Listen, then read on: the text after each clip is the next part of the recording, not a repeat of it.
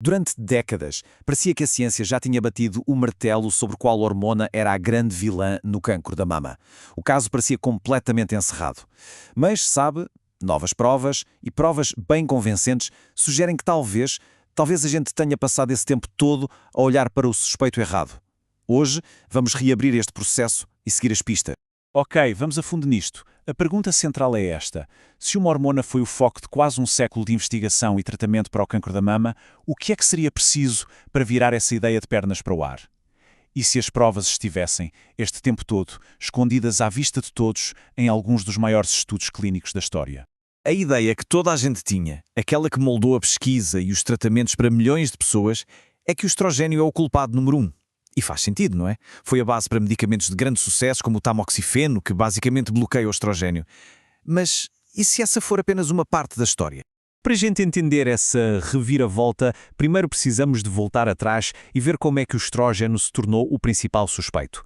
O caso contra ele foi construído ao longo de mais de um século, peça por peça.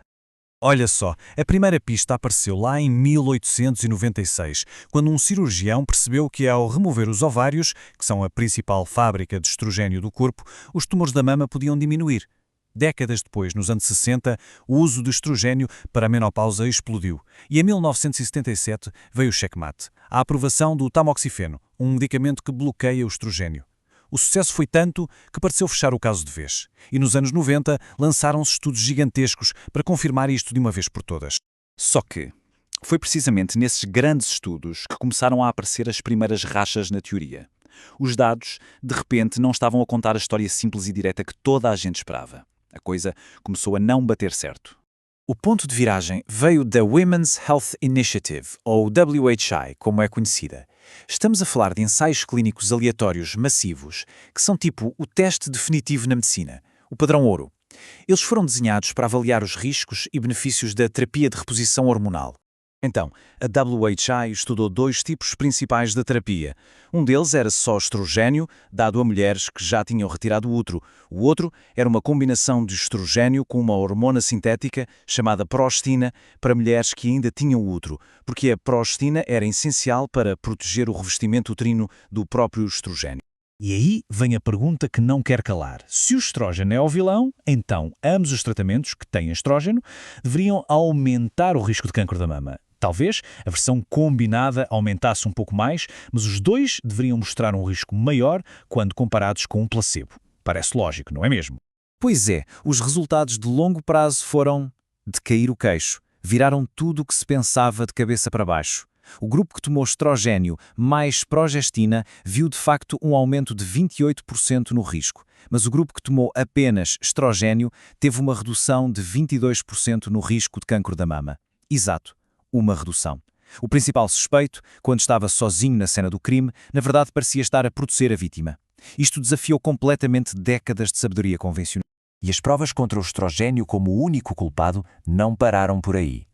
Estudos sobre tratamentos de fertilidade, como a fertilização in vitro, que provocam picos gigantescos de estrogênio, estamos a falar de até 10 vezes os níveis normais, não encontraram o risco aumentado de cancro da mama.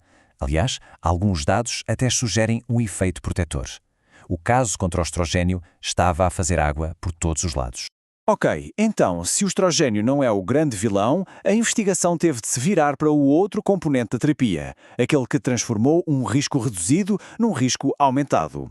Era hora de investigar um novo suspeito principal. E esse novo suspeito é uma classe de hormonas chamada progestagénios. Este nome, chapéu de chuva, inclui tanto a progesterona que o nosso corpo produz naturalmente, como as progestinas sintéticas usadas em medicamentos como a terapia hormonal e os contraceptivos. E quando a gente começa a olhar as provas com outros olhos, o caso contra os progestagénios fica bem forte. Os estudos sobre contraceptivos mostram que aquele pequeno aumento de risco parece ser causado pelas progestinas. E como vimos no estudo WHI, foi juntar a progestina que criou o risco. E biologicamente a ligação é super clara. É a progesterona e não o estrogênio a principal hormona que faz as células da mama adulta multiplicarem-se.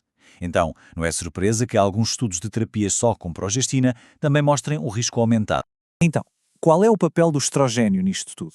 Bem, Ele não é inocente, mas o seu papel pode ter sido mal interpretado.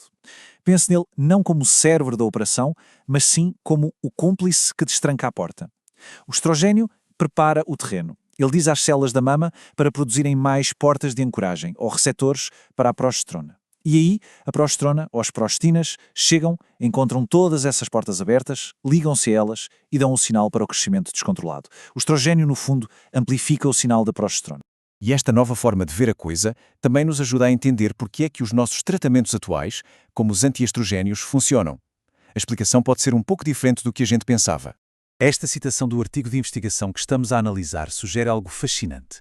Basicamente, diz que medicamentos como o tamoxifeno, ao bloquearem o estrogênio, não estão só a parar o estrogênio em si.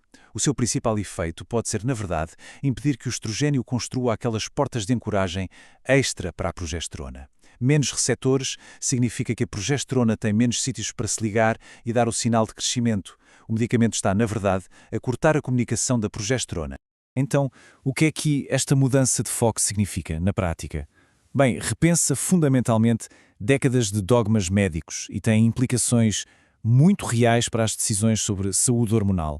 Para resumir esta análise, primeiro, as provas apontam agora para os progestagénios como os principais impulsionadores do risco. Segundo, o estrogênio atua mais como um amplificador, um cúmplice, e não como o instigador principal.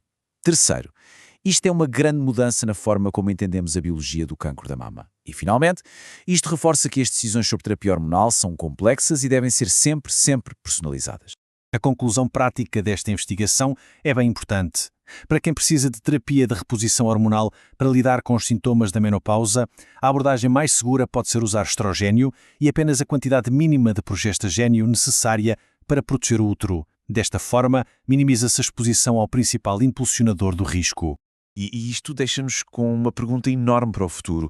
Com os progestagénios agora no centro das atenções como o principal motor hormonal, como é que isto vai moldar a próxima geração de medicamentos preventivos, novos alvos de tratamento e, em última análise, a forma como abordamos a saúde da mama? O caso pode ter sido reaberto, mas a investigação, essa, está só a começar.